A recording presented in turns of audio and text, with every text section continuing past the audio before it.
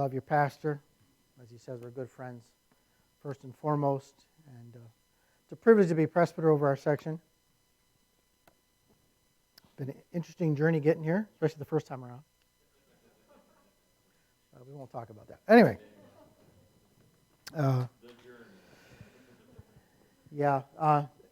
It's a blessing to be here. And I know you folks have had a journey as well, this church. And God's not done. God's not done. I'm so blessed that Pastor Jeff is here to pastor you. I know his heart for you and your heart for him and for Barb. And Barb has had quite a journey herself this past year. I was so blessed when I got the news about you and I put it on the Facebook page for the section to watch all the people respond. I mean, it was like boom, people were boom, boom, boom, they were praying. So I thought that was really cool.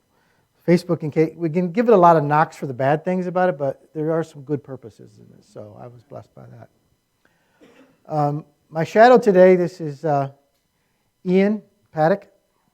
I call him Timothy. He's my Timothy. Travels with me when I go out and do ministry.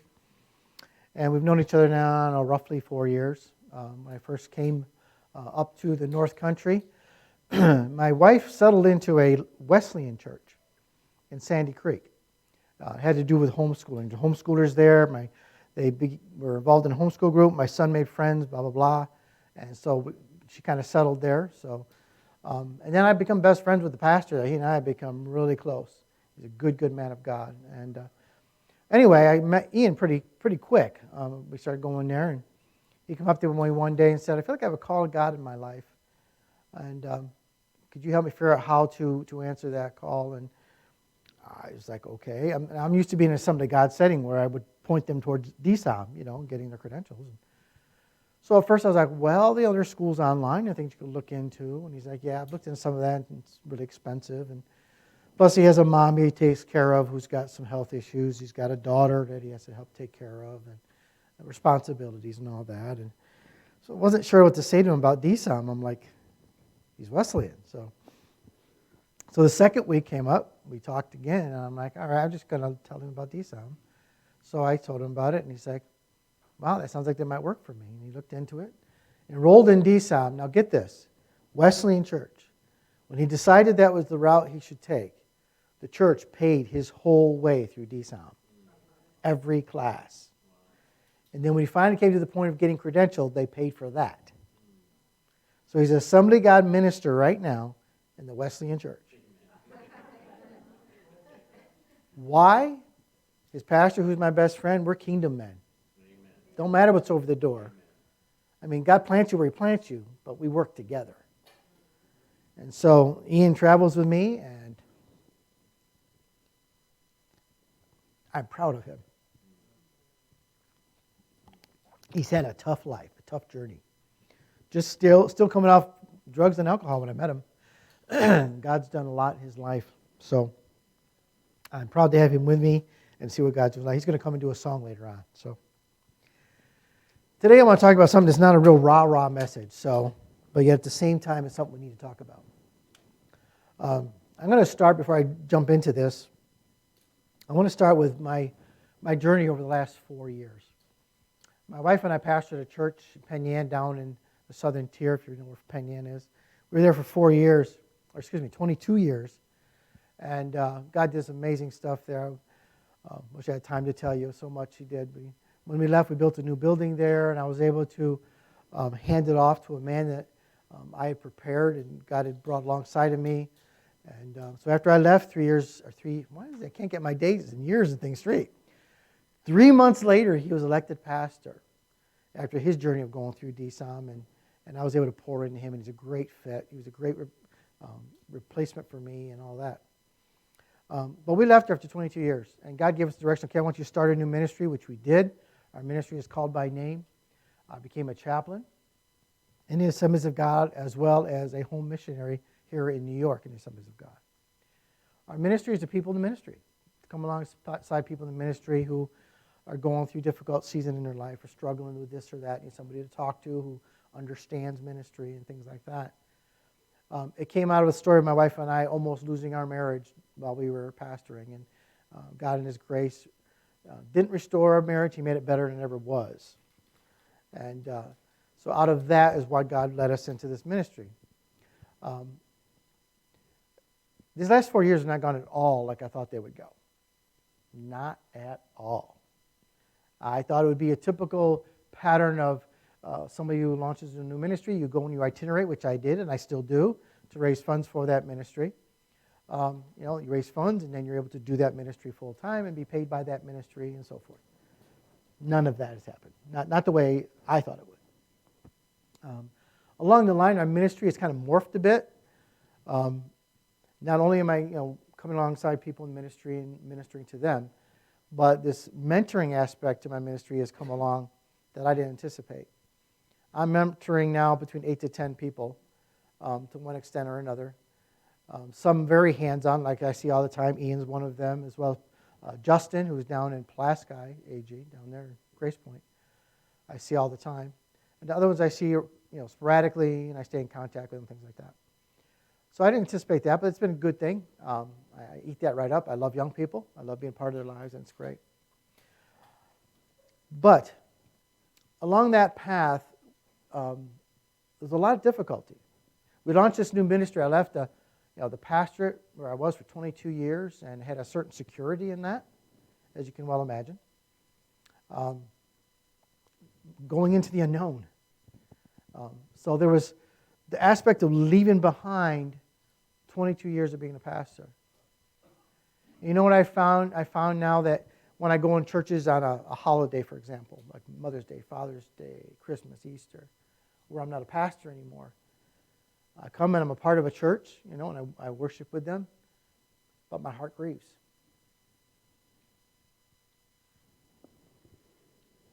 Because I'm no longer a pastor. I'm not doing that anymore. That was part of my identity. It's part of who I was. So there was that. And then there was launching this new ministry, which I thought would, my wife and I are so excited and just expected things to go a certain way, and it has not. There was some grieving that came with that. It continues to happen sometimes. When we left, we took all 4 of our children with us. My kids were all, with the exception of the youngest, were older. Could have launched their life at any time, but they came with us. They weren't ready to go yet. Last year, during COVID of all things, I married off one daughter during COVID. My other daughter launched out into life herself and moved out, got an apartment on her own. And then recently, my oldest, my son, he's 30, finally launched out into life, and he's doing well, doing really well. So we just have a 16-year-old at home who thinks he's 27. But a great kid. They're all good kids. I'm very blessed. But with that, anybody who's been a parent whose kids have left home, I'm grieving that now. This has hit me out of nowhere. It's like, wow. I didn't expect that. I was looking forward to them going. And it's good, and it needed to happen, right? It has to happen. It needs to happen. But with that comes grief. And then there was, when we first came up here, I'm trying to figure out how I'm going to navigate this part of it. I came up here. I'm trying, bro. I'm trying. A door opened for us to come here to be able to live in the parsonage in Pulaski. That wasn't being used because Pastor Donnie has his own house. So that door opened, and it was the only door that opened. So we said, okay, God, this seems to be you, so we went through that door. I went on staff at a church in Watertown that you're familiar with. On staff with a person I thought I really knew, and I guess I didn't. I didn't know the person as well as I thought. And saw a lot of things that were difficult.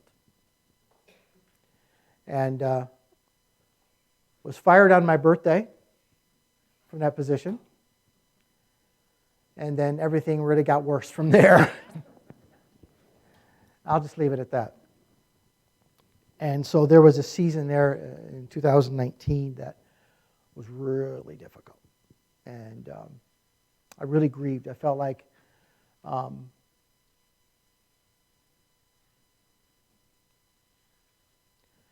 was hurting my family. My dad, back in the day, was a good man, a godly man, but he wasn't really good at handling money. And so we kind of suffered a lot in some ways growing up. I love my dad. He was a good man, but just there's some things I will never understand when it came to money. And so I made a vow. You know those vows you make when you're young? I will never do this to my family. Well, I was staring down the barrel of that vow because I felt like, okay, we're going to be out on the street. Well, that never happened. God intervened and everything was fine. But more grieving. God took me back to that child. Said, we need to deal with that, John. You're not your dad. In the good ways, you're like your dad, not the other things. That's another sermon. Today I want to talk to you about the biblical path of grieving. None of us like grieving, right? I mean, it's not a pleasant experience, yet it is a part of the human experience. And it's something we have to embrace. So there's a couple of things I want to talk about in regards to it.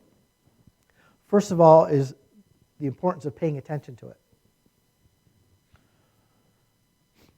Often we treat grieving, all of us, like the beach ball we take into the pool. You ever take a beach ball into a pool and push it down? What happens to the beach ball? It sinks to the bottom, doesn't it? No. What does it do? Pops back up. Hard as you want to push, it'll pop back up. You could fight with that thing all day. That's grief. The same thing. You can push it down, you can deny it, but it ain't going away. It'll pop back up. So let me start with some questions today. I just want you to think some on your own, just kind of process some stuff. Are you battling with some difficult and painful emotions right now that you're not sure why? Ian and I were talking on the way up. I was telling him I've been dealing with some blues lately. And I spent some time before the Lord just asking, God, what is this about? And that's the things I just shared with you, were some of it that came out, especially my kids. I didn't realize. I'm grieving that my kids are gone. I don't see them every day anymore, you know. Difficult emotions you're dealing with right now, you're not sure why. See, what we like to do, right, as Americans, we want to keep busy. If I keep busy, I won't have to think about it. Which is silly because it's not going to go away just because you're busy. As soon as you have downtime, you sit down or whatever, you let your mind wander, it comes back.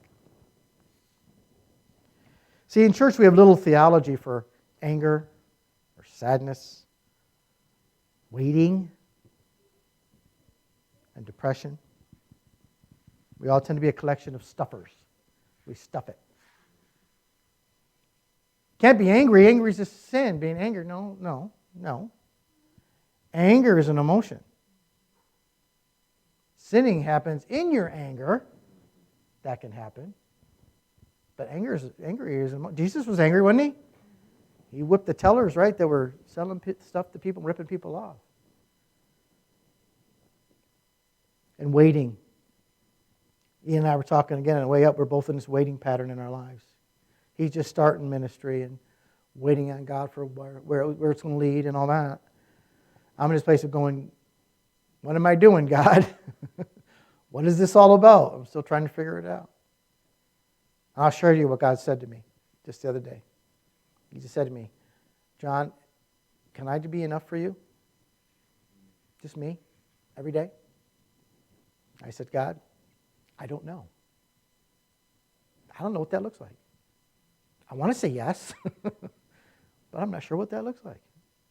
For so long, I had things that were a part of my identity. I knew what I was doing every day and where I was going. Had goals and things. Right now, it's just been by faith every day.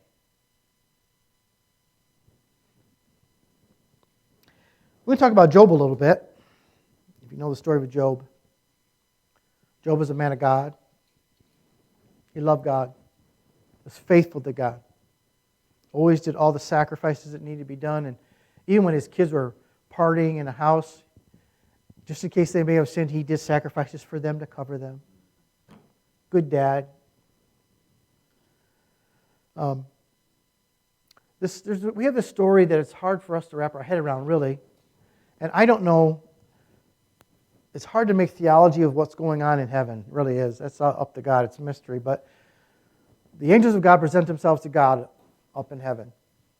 Along with them comes Satan, because he's an angel.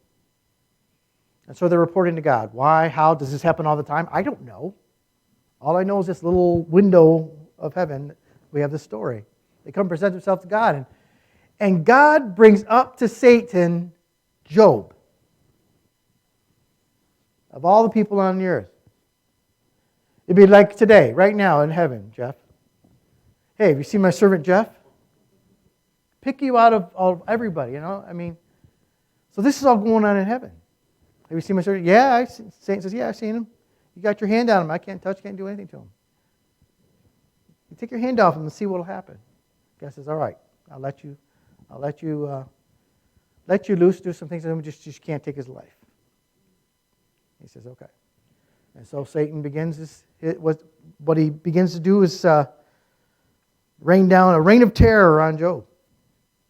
Where everything he has was destroyed and taken from him. And his children were killed. You can read the story in Job chapter 1. Everything was taken from him. All his animals, all his flocks, everything. His fields, everything destroyed, gone. And Job does not accuse God. The Lord gives, the Lord takes away. Blessed be the name of the Lord. Then again, the angels come again. They present themselves to God. And God says to Satan, have you seen my servant Job? Yeah, skin for skin. You take everything he had, but let me touch his body. Okay. God says, fine, but don't kill him. So he afflicts him with sores, top of his head, bottom of his feet, man. He was terrible sores. Could be leprosy for all we know. I don't know. It was just a condition that was not fun.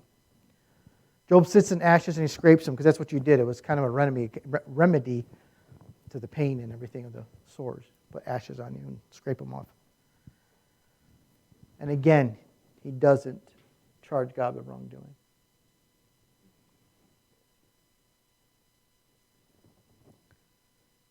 But Job eventually, though, he does get to a place where he begins to ask why.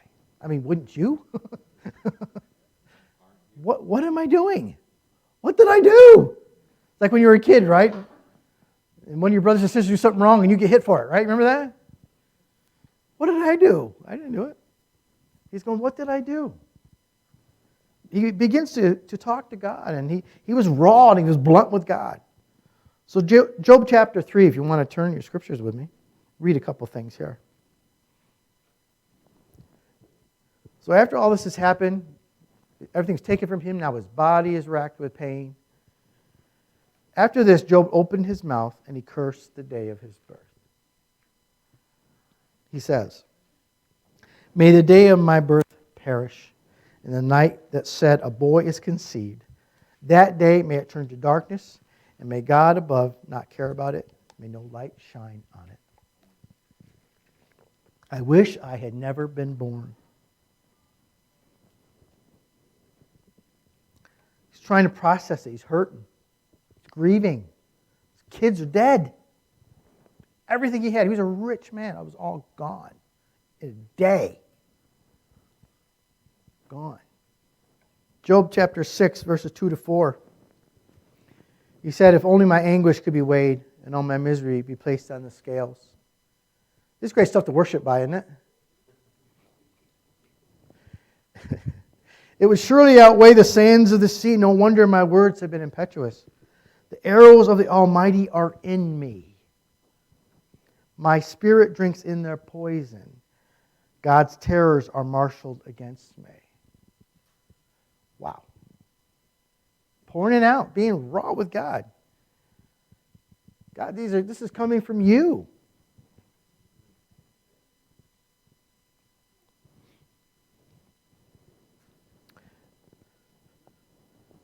There's a lot of laments and grieving in Scripture if we take time to look at it. 2/3 of the Psalms are laments, or we could call them complaints to God. So what do we sing usually? Only about 1/3 of the Psalms we sing, because that's the rah-rah stuff. It makes us feel good. I'm not saying it's wrong. I'm just making a point. What's wrong with the laments? What's wrong with understanding and processing pain in this life. That God is still God in those times. He hasn't changed.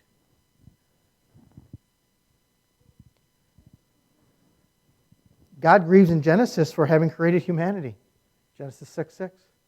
He grieves. David wrote poetry after the death of Saul and his best friend Jonathan, commanding his army to sing a lament to God. They sing this lament together where they poured out the anguish of their hearts.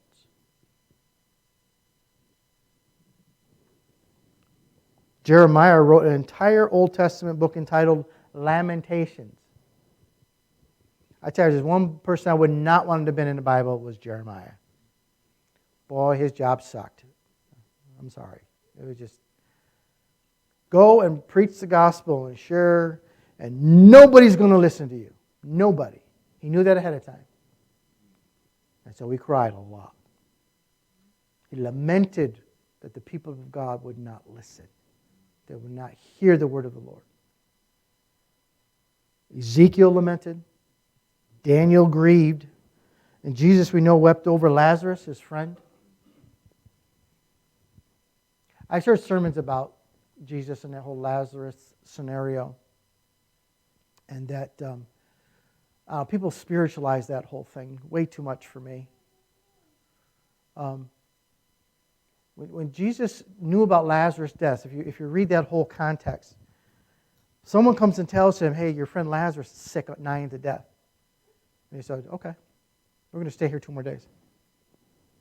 So he stays where he was for 2 days before he goes to Lazarus. Now, by the time he gets there, Lazarus is dead 4 days. And his 2 sisters, whom Jesus loved, Mary and Martha, both said to him separately, if you'd have just been here, he wouldn't have died. But Jesus, if we just focus on Jesus' emotions at those moments, it talks about how he felt compassion towards them and how it grieved his heart to see what they were going through. And of course he wept, right? Jesus wept, shortest verse. He wept over the whole scenario. It touched his heart. Because he knows you were never meant to see death. And it touched him. It touched him. He cried because it touched him. It's just that simple. God grieved at that moment. And of course we know he cried out in grief over Jerusalem. Oh, Jerusalem, Jerusalem, I long to gather you as a hen does its chicks.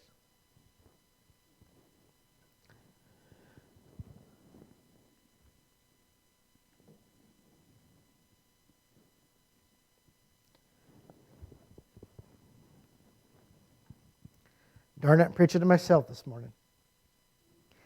When we do not process before God the very feelings that makes us human, such as fear or sadness or anger, we leak. It comes out like that beach ball. Our churches are filled with leaking Christians who have not treated their emotions as a discipleship issue.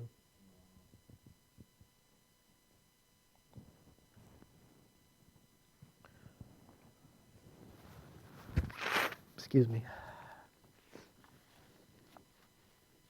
See, grieving is not possible without paying attention to our anger and our sadness.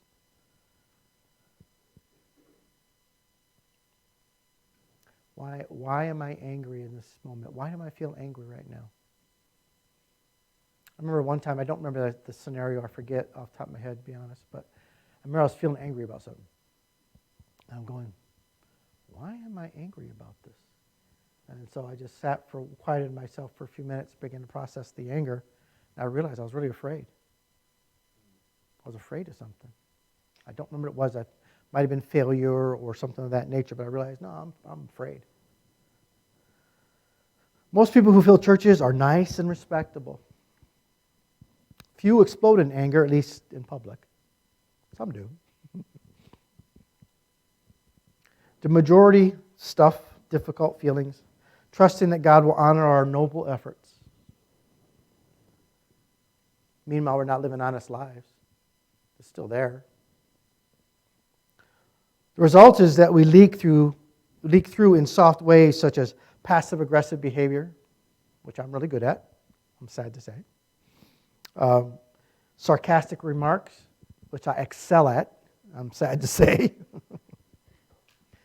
A nasty tone of voice, or giving of the silent treatment. Anybody know somebody in your life will just give you the silent treatment? You have no clue what's going on. That's what we do. Why do we do those things? It's because we're not processing emotions in our life. We're not being honest. Let's go back to Job for a minute. Job's misery lasted several months, perhaps several years. We're not really clear. The Bible's not really clear how long that went. What we do know, here's what we do know. We know that he paid attention to both God and himself, choosing to enter the confusion of his personal dark night of the soul rather than medicate himself. And we enjoy the fruits of his decision to this day. I think it's interesting that he had the three friends, right? His three friends that were trying to help him through all this. And they had no clue what they were talking about. I think they meant well, I do. I think they meant well, but they just had no idea. I mean, how could they know God in heaven was looking down at a man that he deeply respected and knew that this test he was going through, he would pass? Because he was God. Only God knew that. His three friends didn't know what was going on in heaven. They had no clue. And I think we cheat. I think we cheat when it comes to Job because we have the last chapter, right?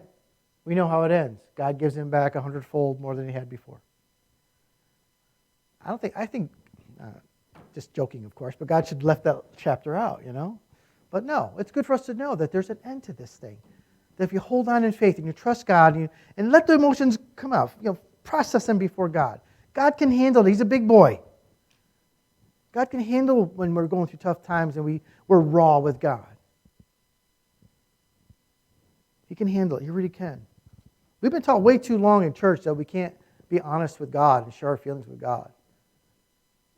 I'm not saying being disrespectful to God, but I'm saying being honest with God.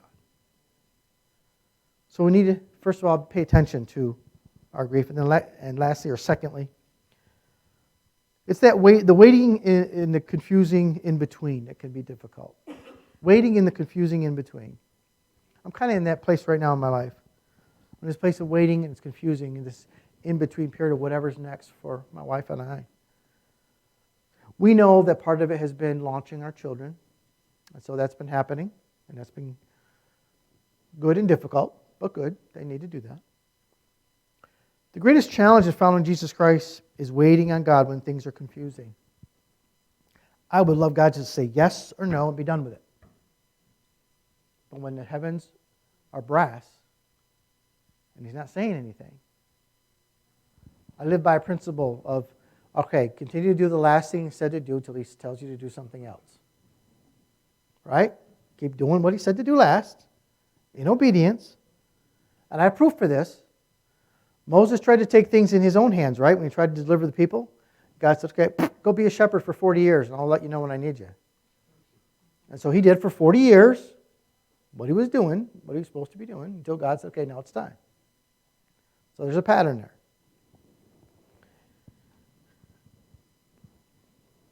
Talking about Job, his three friends, they represent classic religion, or we would call legalism. Everything they talked to him about was things that Christians tend to say when you're going through a difficult season. My wife went through 2 severe depressions when we were pastoring. And well-meaning people would say to her, maybe you're not reading your Bible enough. Are you praying every day? Are you in church? She was a pastor's wife. Of course she was in church. Foolish things people would say. Did they mean well? Yes, absolutely they meant well. But they're saying all the wrong things, just like his 3 friends did. They didn't know what was going on in heaven. It had nothing to do with any of that.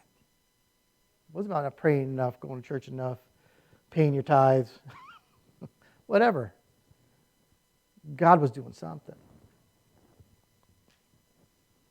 See, this stuff we hear, like the reason you're not healed is you don't pray enough. You're not fasting enough, not reading the Bible enough. You're suffering more than most because you have sinned more. There's sin in your life. And of course, we know with Job that none of that was true. He was an innocent sufferer. His friends had no room for the confusing in between. This thing happens to Job, and however long it went, months, years, before God brought resolution. They had no room for the mystery. Like many Christians today, they overestimated their grasp of truth. We reduce down, what do? We reduce it down to just doing religious things, that's what makes things different. Not always. Nothing wrong with doing those things, is there? But sometimes God's up to something we can't figure out in our own minds. See, they played God. They stood in God's shoes. Job had two fights going on, one with God and one with his friends who kept quoting Scripture to him. They tried to fix Job and defend God. In their attempt to explain what God was doing, which they didn't understand, they tortured Job, who was already in great pain.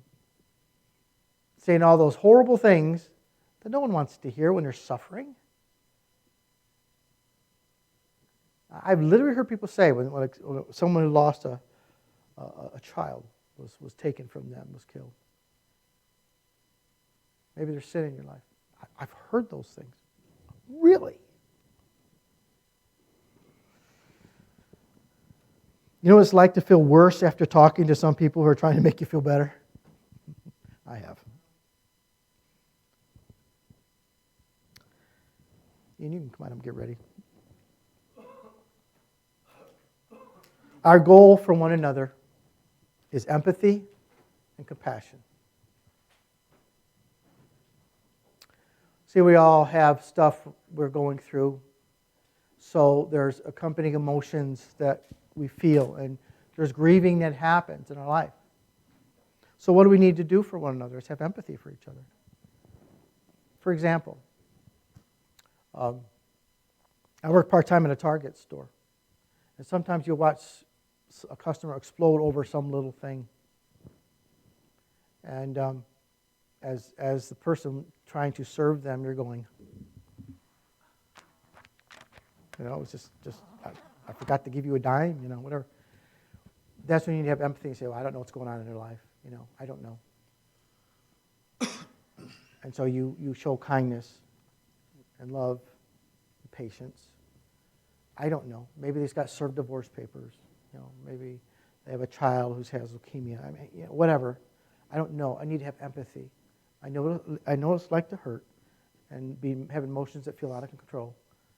I want to be empathetic toward people. We need to put ourselves in their shoes, feeling what they feel. I don't know their scenario, but I've been in similar ones. And the other thing is compassion. Compassion is kindness and being non-judgmental in action for one another. What does somebody need to hear from you when they're going through a hard time? They're in a depression. They're grieving the death of a loved one, or somebody who in their family maybe is really, really sick. What do they need to hear from you? Here for you. Put your arm around them. Say, I love you. I'm sorry. That's it. Really, that's it. I know, because I've been there for people who've told me, thank you for just being there. Listening to me. Telling me you love me. Made all the difference. I know we like to have answers. We want to have answers for folks. But we don't. Only God does. So we need to be careful. If God's given you a specific word, okay, but make sure it's God before you speak it, and make sure it's with that kind of heart that is kind and non-judgmental and, will bring a soothing salve to the situation. So it's funny, this song we're doing, or Ian's going to do, God put it on my heart as I heard it on the radio. We were at a wedding yesterday, him and I. We talked about the song. We weren't sure. And I said, let me think about it a minute. So I walked away, and then about 10 minutes later, I said, how about this song? I said, just listen on the radio, and I think that would be a good fit. And he's like, okay, yeah, we can do it. So we came here today, and Barbara's like, oh, yeah, we're going to do that today. And I'm like, so they weren't going to do it, and Jeff and I both were like, no, there's a reason. Listen to the song. It's the blessing we just did a little bit ago. And this is a song of comfort. It really is. whatever you're going through, whatever you might be grieving, however you might be hurting today, the Lord is with you. He'll keep you. Trust Him in the confusing in-between of what comes next. I don't know. God does. We have the end of the chapter, right? We have the end of the book. God took care of Job. Did he still miss his kids that were killed? Well, sure he did. It still hurt. But he moved on in God's grace. So let's sing this together. Why don't we stand?